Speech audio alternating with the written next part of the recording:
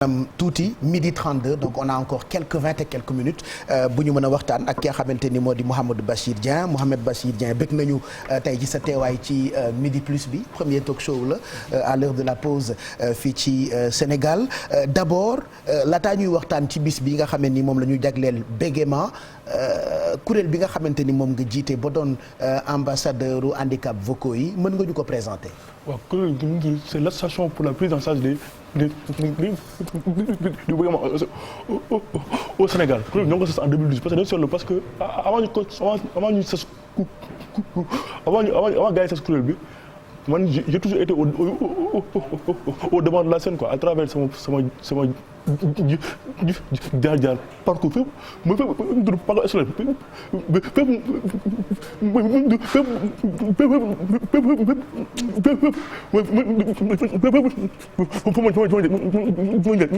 scolaire fu ma jaar devant les personnes vivant avec handicap vocal ma leen jox motivation wala leen ni c'est possible quoi waram complexe da nga war a wax même gars yi bu ñu lay ree bu ñu lay ñàkkal fayda mooy da nga war a wax loolu mooy poussé en 2012 gars yi taxawal association pour la prise en charge du bégaiement au Sénégal xam ni lëngale gars yu dër yëpp gars yi xàccandoo di dóorandoo parce que souvent ñi dër dañuy rus a wax effectivement bañ ku leen reetaan xam ne ko jàll xam nga la mu gën a kii si gars yu dër moo complexe bi des fois dama kii quoi da ngay gis gars yi des fois da ngay gis très brillant très kii mais dañu am complexe boo parce que dañu bëgg dañu mën gars yi rek loolu mënut a ñàkk dër mënoo bañ gars yi mooy gars yi rek loolu c'est évident mënut a ñàkk man waxee su ma gisee ko dër dama koy mooy dama koy parce que yow sax ku la nuyu nga reetaan ko effectivement parce que xamul ndax parce que moo tax à chaque fois man déjà bi nga ñëwee xoolu ma nag quoi parce que dama la doon bañ a reetaan moo tax à chaque fois mu déggee gars yi dëri dañoo ba xool kii man damay wax ñoo ko yëgale wala ngay ree man problème quoi moo tax devant gars yu dëri bu leen complexe quoi bu devez être au devant de la scène bu devez c'est à nous de redorer le blason des personnes handicap doo war a nekk benn atu war a nekk benn faiblesse quoi mais malheureusement fi Sénégal ngën ñu bëri dañoo mooy ñoo xaw a tëju maanaam dañu bëgg sans politique parce que dañu bañ gars yi leen war a gars yi leen ko nit war a moo war a génn seen zone de confort accepter seen handicap wax mais il faut nga am force effectivement c'est-à-dire di wax bañ a am complexe bañ a ragal gars yi reetaan la wala am bët buñ la xoolee c'est il faut nga am force mentale très bien est-ce que boobu soo force mentale doo si jëm je m'appelle bu nekkee xale bu classe gars yi man naa ko man fépp ma jaar man yàlla dama dimbali benn étiquette la amoon quoi gan bu dër mais bu dër mais moom mu na ko noppaloo foo jaar classe day bëri wax quoi lu ne nga dugg ci effectivement man moi si naa mais gars yi dama réew ma peut-être xam naa force boobu noonu ma la yeneen gars yi yeneen kii amul quoi moo tax à chaque fois su ma leen jox ko sama bu leen am complexe quoi force boobu fan nga ko jëlee ci sa ay waajur la façon bi ñu la yaree façon bi ñu la encadré wala yow yaa am rek naturellement force boobu. effectivement sama waajur bu jigéen ma koy nuyu mu tudd Fadim Sène depuis yëmbal attaque naa. sama yaay la mook paa bi quoi bu waxee Dieng quoi gars yi depuis temps booy maanaam gars yi mère bi mooy encadré quoi n'empêche ma doon toujours. dama gën a motivé dama gën a jox gën a booster quoi moo tax mosuma si am complexe en plus suñu professeur bi ñu jàngal CM2 ma koy nuyu muy Idriss Diallo moom amul xaj ak seen xam fi dina jour léegi nga gis maître xam ne bu xale yi dëree xam nga aussi fa nga wax si loolu quoi parce que dina jour léegi gis maître xam ne amuñu benn genre pédagogie par exemple xam nga la ma gën a métti parce que yow nga am doom mu dër fekk yow mi di parent amoo suivi moom sa doom bi dafay nekk ba dafay benn gëmboom benn mooy day rus day am kii ba gëmboom quoi te yenn maîtres très bien te yenn maîtres yi amul benn genre pédagogie bi le fait que mooy leen introsé rien que pour ñuy participer en classe mais fekkee le fait da ngaan kii moo ko introsé parce que dafa tracé mooy sama cours loolu dafa côté si parcours élève bi aussi dafa côté mooy si avenir am quoi mooy tax toujours à chaque fois bu gars yi kii tam man du ma kii parce que man man du ma kii parce que mënu ma wax ou bien dafay dese moom quoi te loolu gars yi foog gars yi jël lépp en compte gën leen a mën a jàppale quoi sinon du baax quoi. mais yow sa bopp par exemple fan nga ko jëlee selon borom xam-xam yi nga xam ne waxtaan naa ak ñoom bi ñuy préparer bis bi am na ñu ne xale day juddu souvent. gis ku dër mu koy toppandoo ba far tàmm ko am na ci itam ñoo xamante ni dañu koy judduwaale am na ci ñoo xamee ni itam traumatisme moo leen koy def mais yow sa boss exactement man toppandoo parce que fi ñu dëkkoon yëmal tudd amoon na garab bi ñu danoon mooy Matar Sow bi mu nekk xale dama ko woon toppandoo quoi mais temps dër bi parce que mère bi Matar Sow la ko yóbbee waaw mère bi dër na façon dër bu ne mu nappes dër bi après dafa dem mu jël léegi sax mu ngi commencé mu gën a mu kii mais ay temps booy ku ma wax benn mot c'est un problème quoi. parce que au début maître dafa ko ne je le faisais exprès quoi. comme si yaa ko tey bañ a def effet mais tout le temps gars yi pour gars yi woon Bachir téléphone c'est tout le temps parce que dañu naan Bachir boo ko woowee te Bachir noonu la bëree wax. man li ma dimbali man dama teel a accepté mooy sama handicap man bu naan man handicap mooy sama feeling quoi mooy sama jas quoi man amu si complexe quoi. Bachir laa bëgg c'est pas pour yaa ñu invité ko ñun nag def nañ ci ab gëstu ndax nag 1% de la population wax naa ko sànq daanaka ñooy dund lii di dër wala bégaiement explication yi dañ ciy ànd ak Thioro Mbar Ndiaye. beaucoup de contentement et de fierté. benn nit lay dal ci téeméer bu ne. dëkk bu mel ni France xayma yu mujj yi di wax lu ëpp tuuti juróom benn junni nit ñoom ñoo am bile jafe-jafe dër ñu koy màggal ci àdduna warngal këpp ñaar fukki fan ak ñaar ci weeru octobre lu ni mel mi ngi tàmbali ci atum 1998 liñ ci jublu rek mooy gën a fexe xamale askan wi ak jafe-jafe bile naam ñi nga xamante ne seen xam-xam màcc na jëm ci wàll wi di ay spécialiste xamaguñu ba tey ana lan moo waral lu ni mel waaye daal ñoom dañuy faral di wax ni mën nañoo andi ay solution ngir saafara bile jafe-jafe traitement bi nag ci wàllu orthophonie lay doon wala ci wàllu psychologie mu mel ni yenn saay ñaawal yu ñuy ñaawal ñi nga xamante ni ñoom ñoo am jafe-jafe ci wax muy ñi dër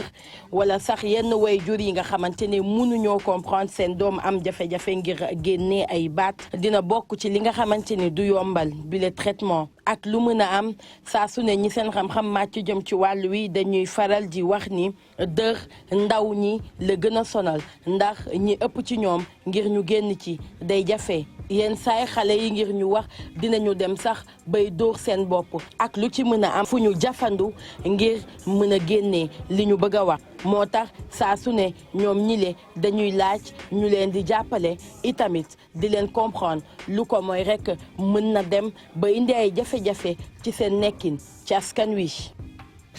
Thioro Mbar Ndiaye ñu ngi lay gërëm ci explication yooyu la nga xam ne ni indi nga ko ci dër moom la tubaab tuddee bégaiement tey di bis bi ñu leen jagleel il faut que itam ñuy sensibiliser man ay retaan daf may xaw a jàpp mais sañu maa xool Bachir mi jàkkaarloog moom muy wax ak man ma koy ree du ma ko def il faut qu'on évite quand même di ci reetaan waaye toujours dañ leen di wax ni way jur yi bu ñu amee doom bu am laago ak laago wu mënti doon way jur yi ñooy dimbali seen doom yi dès le bas âge loolu mooy permettre xale bi mën a màggaale ak confiance en soi parce que confiance en soi dafa am importance mënuloo ko xam fekk màggloo gis nga ñàkk confiance ci sa bopp souvent parents yi ñoo ciy fautif nit màgg na war a liggéey ragal wala rus wala ñàkk confiance ci moom ba du am évolution bu ci war et parent bu ci ne boo sañoon boo juree doom bu màggee moo lay yore ku amul confiance ci boppam nag mënta liggéey normalement mënta am salaire bu baax mënta jàppale ay waajuram Bachir mi exemple la ci xale yu bëri yoo xamante ne ñu ngi dund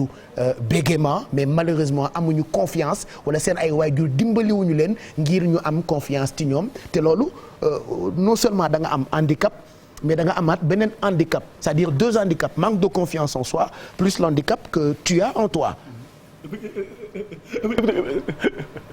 effectivement bàyyi Cheikh quoi maanaam boo dëree boo dee fekkee mooy da nga am complexe da nga am double handicap. mos naa am compréhension aussi concernant surtout au niveau insertion professionnelle ba sax loolu foog nga taxaw si xam nga peut-être fii Sénégal bu gars yi ne handicap souvent gars yi duñ jël en compte gars yi bëri parce que xam nga des fois ñu di souvent quoi. le bëgg ma n'importe que loolu par exemple ba sax su ma gisee doo xam ne man dama am handicap mais tant que waxuma du xam ne kii dafa le bëgg ma n'importe que loolu de la communication mu tudd c'est mu tudd nekkul loo xam ne dañ ko gis tant que nit ki waxul doo xam ne kii dafa am dafa handicap mais fii mais fii concernant insertion professionnelle bàyyi sax fii gars yi bëri dañuy dund mel waaye da ngay gis gars am ne ils ont des masters des doctorats mais bu ñu am xëy day métti parce que dër bi moo tax bàyyi sax yoo ko dégg benn xam ne dafa am plus de 100 dossiers yoo nga nekk yoo xam feebar handicapé vocal nga ñëw taj mu la monsieur mu la présenté wul balaa nga naan Mamadou Bassirou 10 minutes dem na fekkee wala kii la waaye sa dossier da ngay pata jël ni ko nii da rangé yoo xam ne yow léegi da ngay génn. mais est-ce que yow da nga dund loolu ci wàllu insertion professionnelle yow dund nga ko. dund naa ko du benn ñaar aussi am na aussi ay sama ay membres yu koy dund depuis day quoi insertion professionnelle bi dafa mooy dafa métti moo tax gars yi dër yu bëri dafa ñu obligé xamal li nga naan góor yàlla mënut a ñaan quoi góor yàlla da nga koy ñafe da koy jaayante bàyyi liggéey yéen liggéey war nekk incha allah bis dina ñëw mooy lépp neex quoi mais affaire yi yombul quoi boo ko jaayantewul bàyyi du sotti quoi parce que fii kenn gars yi kenn du la may dara quoi. moom kenn du la may parce que lépp yaa koy fay daa koy jaayante. est-ce que jéem nga seet ak sa ay waajur xool ndax am na garab bu koy faj am na piqûre bu koy faj am na sirop wala comprimé parce que orthophonistes yi dañ ci liggéey mais yow d'abord balaa association bi ak seen taxawaay ak ñi leen di dimbali parce qu'il faut qu'on en parle yaa bëri na ay ndaw yu dër yu ñu war jàppale surtout ak association bi la mais yow personnellement est-ce que jéem ngeen tenté pour xool ndax am na lu ko mën a faj wala am na lu ko mën a saafara. Effectivement avec les orthophonistes gars yi maam ku xamoon Bachir bu njëkk ak ba xam ni léegi évolution. am nga évolution maanaam sa dër bi gënoon na métti nii. gënoon métti saa yi léegi il faut un temps pour mu wax ak nit ñi day métti quoi mais avec l'aide de aussi avec l'aide aussi sama grand-père parce que à chaque fois su mu kii naan Bachir kaay mooy buy wax da nga jël temps parce que à travers li gën a mag aussi à travers conseil yi la gars yi jox nga kii quoi mais conseil naa remède moom amagu remède bu kii quoi parce que récemment am na benn professeur bu nekk États-Unis bu xam ne dafa développé benn médicament quoi médicament bi plutôt ancienneté la gën a kii quoi mais gars yi nag léeguñ ko ñu tudd comment dirais-je mooy testé guñ ko mooy Sénégal quoi mais n'empêche gars yi ko testé au niveau États-Unis ñu bu nga testé bu demee kii bi dafay ñëw dans l'avenir quoi bu ñu amee benn genre stress wala benn kii bu ñuy wax dër bi dafay ñor quoi. parce que même nit normal bu amul handicap bu bégaiement bu tiitee wala bu jaaxlee wala boo ko bettee dafay dër aussi donc imaginez yow mi amee handicap bi boo tiitee kon dër bi day gën a yokk. non dër bi day gën a yokk surtout xam nga c'est que dër par exemple des fois tey mën nga ni tey mooy tey du ma dër mais dër bu ñëw doo ko foogee quoi du la kii aussi surtout boo demee si milieu boo xam ne xamoo ko wala xam nga c'est dër xamul moo tax mooy dër je me rappelle temps ma nekkee booy su ma nekk sama mère dem gars yi dem xew mais su ma présenté du ma bëgg mère parce que nga gis yenn mère dañu bëgg jàmm sant ça va nga sama doom na nga def te mère ni ñu bëree wax ba pare dañ lay wax loo mais su ma waxee ba ngaan gars yi wax kii dëkk dëkk li ma wax kii ma la sax quoi mooy loolu xam ne bàyyi non bon si c'est pas pour mentalement pour ça doo si mooy doo si génn. Mais qu'est-ce qu'il faut pour être justement fort mentalement? Parce que y a beaucoup de célébrités yoo xamante ni exemple lañu. yow exemple nga. Abba kenn gënu koo dër. mais exemple la ci. maa ngi koy nuyu de passage quoi. aussi y a tellement de personnes aussi di nuyuwaale aussi sax sunu ambassadrice mooy ñaatam quoi borom. waaw ñaatam moom mooy jàppale ñi amee handicap souvent. du jàpp quoi moom li muy wax gars yi moom. gëm sa bopp parce que nit boo gëmul sa bopp rek doo mën parce que nit boo koy dara foog nga am yaqin aussi bul bu mu sa xaddi quoi. parce que je me rappelle bi ñu commencé combat bi parce que li gars yi des fois tey bu la gars yi gisee au sommet gars yi foog ne yow instant yii dafay da nga ñëw rek mu kii quoi mais parce que affaire bi yombul non parce que bàyyi su ma. mais lan nga ci jot a dund ci ay jafe-jafe nga dund ko ba say rongoñ génn ci handicap bi parce que j'ai envie que voilà que nit yi comprendre exactement ku amee handicapu dër li muy dund au fond de pour nit ñëpp xam ko. xam sax yombul xam nga dama gën a marqué je m'appelle ba nekkee dama teel a sopp dama teel a bëgg mouvement Sénégal di kii quoi je m'appelle mais postulé pour nekk président l'ensemble étudiants yi Mbour Sud su nuyu ma nuyu de passage sama xarit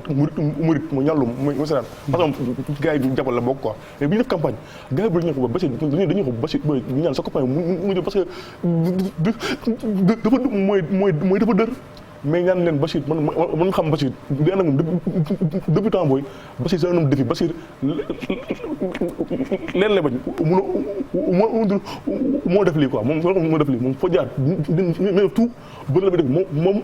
defam nekkul day wax quoi même defam c'est à travers les actes quoi mooy actes yi posé avec des gens mais bi def campagne yàlla dimbali ma jël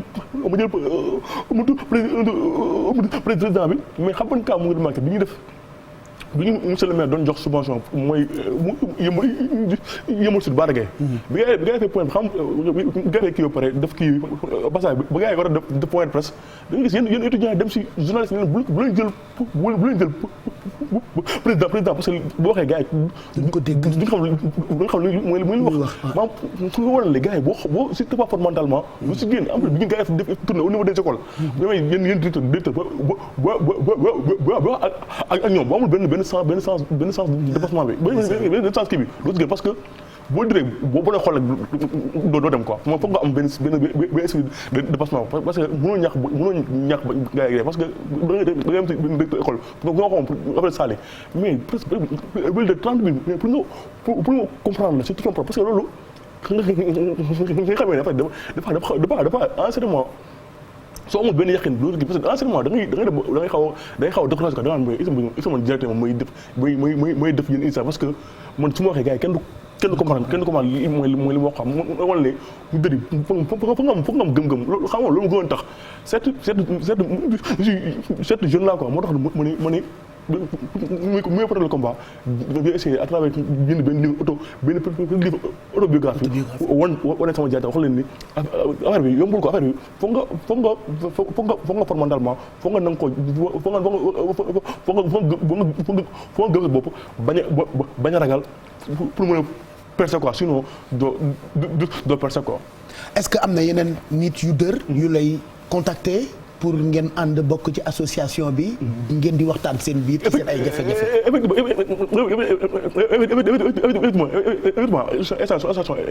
on est plus de 300 membres. ah am ngeen 300 membres même suba sax dañoo war a dem. yéen ñëpp a dër. effectivement même suba dañoo dem Saint-Louis dafay def benn. yéen ñi dër ñëpp yéenay bokk oto demandoo. effectivement te da ngeen di waxtaan seen biir. loolu dina neex de. su ma la invité réunion gars yi du def xam naa jour boobu non damay ñëw daf may jaral ma ñëw. di ëndaale caméra quand même. pour woon ko après téléspectateur gis gars xam ne ba dañoo wax di nga dem kii surtout diini dëri bu ñuy wax fenn bu ñuy wax dañuy gis rajo ñu def yow dañuy quoi mais foofu sax nag léegi bëggoon naa gars yi ko surtout volet jàppale gars yi social bi social fii gars yi bëri fii nga xam ne parce que ñu commencé ba léegi ñun suñu journée ñun ñoo koy financé suñu bopp gars yi état du Sénégal gars yi kenn mosul amul benn ministère bu leen jàppale amul benn ministère mosul jël dërëm xanaa ministre yi amul ku dër chaque année ñu def la justice daa koy envoyé kii daa koy envoyé lettre mais mosul tontu aussi concernant ma gis sama livre bëggoon naa président de la République dañu recevoir mais malheureusement jotu woon en tout cas mu war ni gars yi bëri parce que gars yi leen maam fii maam soo amul benn yaqin wala benn kii bàyyi nañ bi yàgg parce que combat bi c'est un combat noble parce que à chaque fois xam na engagement parce que engagement noble lañ kii quoi parce que nekkul parce que gars yi yi foog ni engagement dañ si am kii wala lii engagement c'est un engagement tool quoi xaalu si dara fekkoon loolu la bàyyi nañ ko bu yàgg parce que ñun dañ koy jaayante booy bi dem émission pare jël kii xam ne war ni ñun c'est un combat xam ne di nga gëm combat moo tax gars yi nekk si quoi mais du question privilège du question dara moo tax quoi parce que dañoo bëgg attention jàppale su borom taxee war leen ni c'est possible quoi bu leen mën si xaadi quoi si dëkk bi ngeen bokk quoi. et saa yu ngeen bindee lettre ministère de la santé. du ngeen jot réponse tey comme chaque année. 22 octobre mooy journée mondiale sensibilisation au bégaiement. amul kenn ku leen ci jàppale la ma gën a kii lu toll journée internationale du bégaiement à chaque année. wala gars yi organisé yenn colloque mooy sur la situation des personnes vivant avec un handicap. kenn du si boole te maa fekk loolu dafa mooy dafa ñaaw quoi gars yi dafa jot gars yi Sénégal parce que au niveau international ñu gën a ñu joxe gëdd gars yu dëri fii Sénégal fii joxuñu gars yu gëdd dëri quoi te xamuñu ni si xamuñu ni gars yi dañuy dund jafe-jafe métti mais fii ñëpp di nga nañ xale ma gàtt yi mooy dër moo taxoon mu nar a société parce que à travers mu ko ri parce que nee na dañ ko daan tooñ moom tamit et tout ça moo tax xam nga parce que soo may doom fekkee dafa dër billaahi boo si amul suivi wóor na yàlla su màggee di nga gis comportement bi parce que dafay tëju ci boppam quoi moom. voilà te tëju ci boppam boobu mooy indi ñu naan comme préjugé bu mel ni ku dër dafay tàng xol. effectivement gis nga xam moom sama cas non stress ma la dund quoi mais am na ñoo xam ne di nga dër moom xam ne boo leen mbal wala ngeen def yenn da ngay jot moo tax à chaque fois bu leen conscientiser wala leen ni affaire bi yéen a et si tu remarques bien ñi dër ñëpp seen xol dafay rafet. tey pour nga reetaanloo ay nit il faut nga am xol bu rafet Abba dafa dër même. non Thione Ballago Seck moom bu daan wax di nga gis dër bi mais bu woyee nga kontaan yow mii dama lay mbalak dama lay tooñ mais da ngay àndandoo ak man reetaan c'est-à-dire am nga force boobu man j'insiste ci force mentale bi ci insertion yi ci bërëbu liggéeyukaay yi wax bi c'est vrai que handicap la waaye xel mi day fonctionner normal xalaat bi day fonctionner normal il y a des intellectuels de très haut niveau yu nekk ci àddina am na nu bégaiement waaye kenn ëpp leen xam-xam le cas de Felwine Sarr c'est un niveau intellectuel il est international on est souvent mais c'est un peu da nga def rek fu leen def ay conférence mais dafay dët mais n'empêche gars yi xam-xam lay génne mais au moins gars yi te Felwine Sarr sax valeur am xamuñu ko fii Sénégal wala ngay xam valeur am nga seetaan TV5 xool France 24 xool dëkk yu mag yi seen médias yi dañu koy sax xëccoo et pourtant c'est un Sénégalais ambassadeur am na handicap vocal bi di bégaiement mais terewul mu am ascension fulgurante ci scène internationale bien sûr moo tax Sénégal foog gars yi gën a jox gëdd gars yi dër gën leen a bàyyi xel quoi au-delà gars yi détail bi gars yi mais foog gars yi jéem a parce que mystère bi quoi xam gars yi réellement li gars yi dund surtout jigéen yi ak xale yi li ñuy dund parce que dañuy dund jafe-jafe yu métti quoi. est-ce que parmi membres yi am na ñuy ñëw di ñaxtu ci jafe-jafe yi. effectivement yan ñoo ci gën a bëri. du benn du ñaar am na benn membre récemment dama contacté moom na ma ni Bachir man dama war a soutenir sama mémoire mais saa yi ci tout le problème du monde naa war a jàkkaarloog jury après nga xam ne jigéen la quoi mu ni Bachir man moom complexe mais saa yi man par exemple yow courage bi nga am pour jàkkaarloog kii man imagine ma la soutenir mémoire jàkkaarloog kii yëpp muy dama dër essai loolu la essai mu commencé am commencé à chaque fois ma koy delloo si na ko c'est possible quoi yow essai nga war a c'est à toi essai c'est à toi de relever le défi quoi yow mën a relever le défi quoi da nga dër gars yi xam nañ mooy da nga dër mais vas-y quoi nekkul gars yi au moins gars yi mooy nga xam ne yow mooy yow maa nga sa handicap yow am nga courage am nga force mooy soutenir sa mémoire. Moi je pense qu'au sortir de cette émission kilifa yi dinañ ci gën a jàpp parce que c'est pas normal ñoom ñu amee handicap boo xamante ni am nañu association chaque année journée mondiale de la santé journée mondiale de nanani journée mondiale de ñeneen autorité yëpp di ci jàpp waaye bii bëriwuñu mais jafe-jafe la boo xamante ni ñu ngi koy dund donc on essaiera de voir ak autorités yi naka lañ ci mënee jàpp. midi 57 on a encore quelques minutes laataa ñuy ànd ak Chérif Dia bu ko defee mu présenté ñu jotaayu xibaar diggu bëccëg gi en direct ci télévision Futur Média daañu waxtaan ci sa livre bi nga xamante ni bind nga ko pour raconter ce parcours exemple nga ci et puis dinañu wax itam ci association bi ak naka la sénégalais yi mën a def pour jàppale leen financièrement bëri na ay projet am maison boo xam ni dañ ci recevoir xale yi amee problème mu dër. sensibiliser leen boole leen ak ay psychologue. aussi bu ngeen def tourner quoi au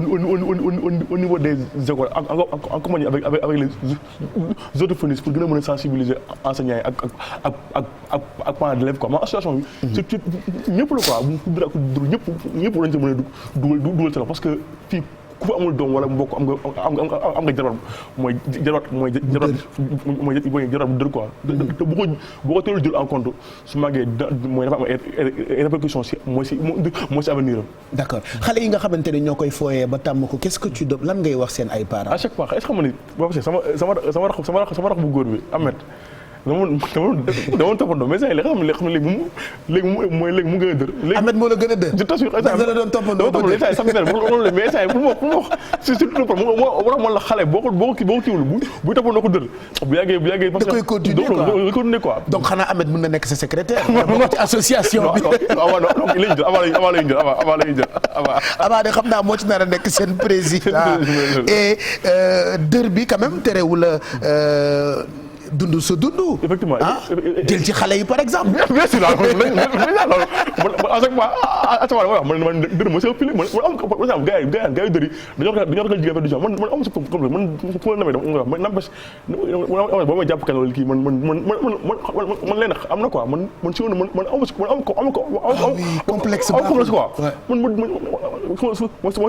ma nawee dama ñëw wax na ko n'empêche mu dër mais am problème man loo set man jool ay loolu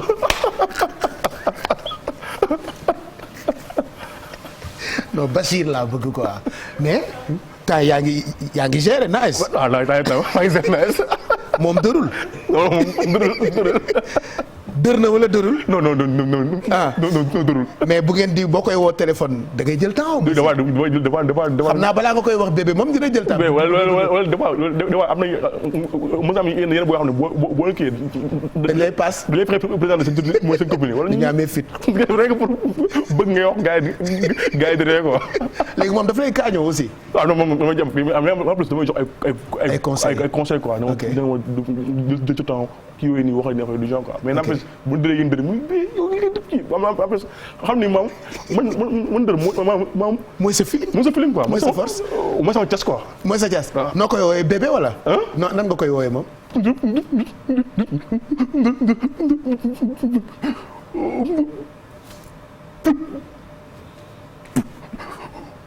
prenez la prunelle de mesure la ko